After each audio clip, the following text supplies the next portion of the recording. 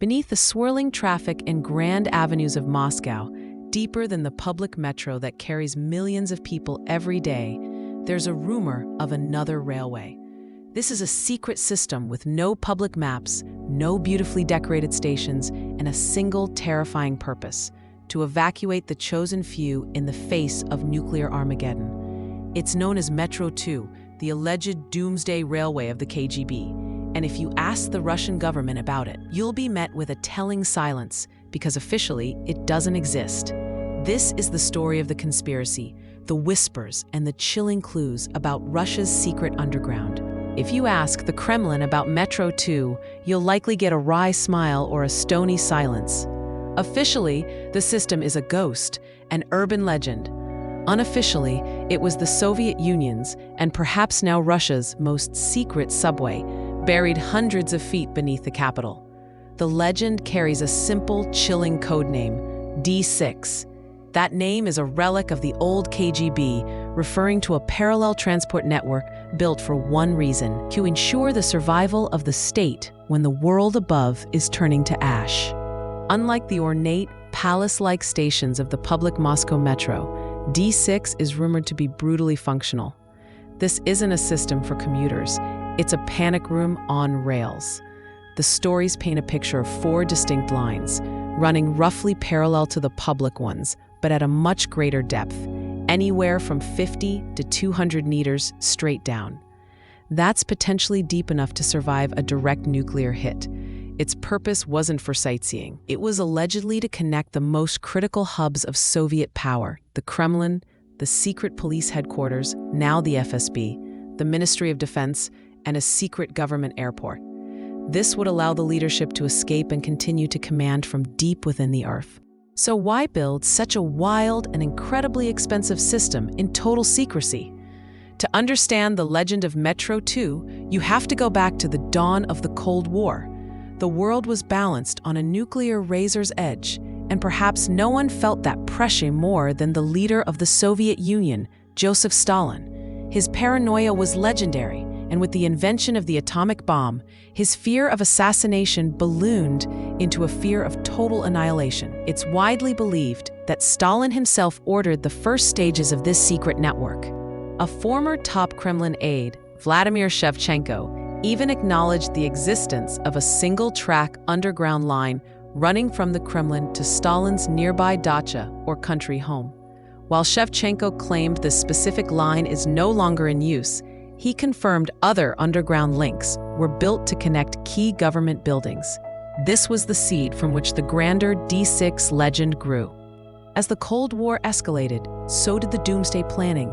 The US and the Soviet Union were locked in the terrifying logic of mutually assured destruction. Both sides built vast, hardened facilities to ensure continuity of government. The Americans had bunkers carved into mountains. The Soviets, it seems, went deeper. A 1991 report from the US Department of Defense, titled "Military Forces in Transition," openly discussed speculation about a secret underground network in Moscow. It stated, "The Soviets have constructed deep underground command posts, interconnected by a network of deep interconnected subway lines that provide a quick and secure means of evacuation for the leadership." This wasn't just a rumor from an urban explorer. This was an intelligence assessment from a rival superpower. For decades, D6 was purely the stuff of whispers, but as the Soviet Union began to crumble, its secrets started to leak. The first major public bombshell came from the 1992 novel Paranoia, or Abyss, by writer Vladimir Gonik. He claimed he'd gathered information about the secret metro for over 20 years from his sources, some of whom were allegedly tied to the project. His novel described a vast network of tunnels and bunkers, bringing the D6 conspiracy to a mass audience. Then came the hints from former officials. In 2007, a report from a state news agency briefly mentioned that the line of the Metro 2 has long been in the KGB office and subsequently came under the wing of the FSB. The article was mysteriously changed, but the original text lives on in web archives. Mikhail Polteranin, a minister under Boris Yeltsin, spoke more openly, describing D6 as an extensive network of tunnels and an emergency command center in case of war. He added, "It can hide a lot of people. Even a former director of the Moscow Metro, Dmitry Gayev, once coyly remarked that he would be surprised if it did not exist.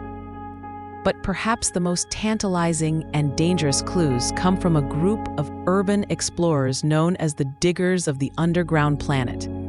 Since the 1990s, these diggers have been mapping Moscow's subterranean world. In 1994, the group's leader claimed they had discovered an entrance to the D6 system.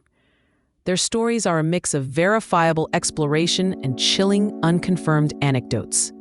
They talk about strange ventilation shafts in the middle of nowhere, massive sealed blast doors in forgotten service tunnels, and tracks that lead into unnerving blackness. Some have even claimed they were shot at by guards when they got too close to certain areas. While these stories are impossible to verify, they paint a consistent picture. Something is down there, and it is still being guarded. So if we piece together all the rumors, supposed leaks, and intelligence reports, what does this Doomsday Railway actually look like? A speculative map of D6 emerges from the chatter, suggesting at least 4 lines. The most important of these supposedly runs from the Kremlin to an enormous underground bunker complex in the Remenki district. This isn't just a bunker. It's rumored to be a subterranean city, with some claims suggesting it could shelter 10,000 to 15,000 people for months after a nuclear attack, though this is unverified. Other rumored lines connect the Kremlin to the FSB headquarters, the Ministry of Defense, and crucially, the Vnukovo 2 airport, the terminal reserved for government VIPs. The entire network is a web supposedly designed to let the Russian leadership move invisibly from their offices to their escape routes. The technology described as pure Cold War. The tunnels are said to be single-track, built for small specialized trains, likely running on a power source independent of the city grid. They are encased in reinforced concrete and steel, with massive blast doors to seal off sections from shockwaves. The system would need its own air, water, and power. The existence of very real, declassified facilities like Bunker 42 near Taganskaya Station, now a public museum, lends some credibility to these ideas. Bunker 42 is a massive complex built 65 meters underground to withstand a nuclear blast. It proves the Soviets had the will and the technology for such projects. The only question is how far they took it, as its direct connection to a secret metro is not proven. The story of D6 is a rabbit hole of declassified reports, urban legends, and official silence. It makes you wonder what other secrets are buried right under our feet. If you find these hidden histories as fascinating as I do, make sure you subscribe and ring that bell so you don't miss our next investigation. So, what's real and what's just Cold War mythology? The honest answer is we don't know for sure. The Russian government continues to neither confirm nor deny Metro 2's existence, a classic tactic for handling sensitive secrets. Many photos and videos that claim to be from D6 are easily debunked as hoaxes or misidentified locations from other tunnel systems. The line between fact and fiction is also blurred by the public Moscow Metro itself. Many of its deepest stations were intentionally designed to double as nuclear bomb shelters, complete with blast doors and heavy-duty ventilation systems. It's easy to see a sealed-off service tunnel and imagine it leads to a secret world. Over time, the core conspiracy has been embroidered with wilder urban legends, tales of giant mutated rats, ghosts of Napoleonic soldiers, and strange radioactive phenomena.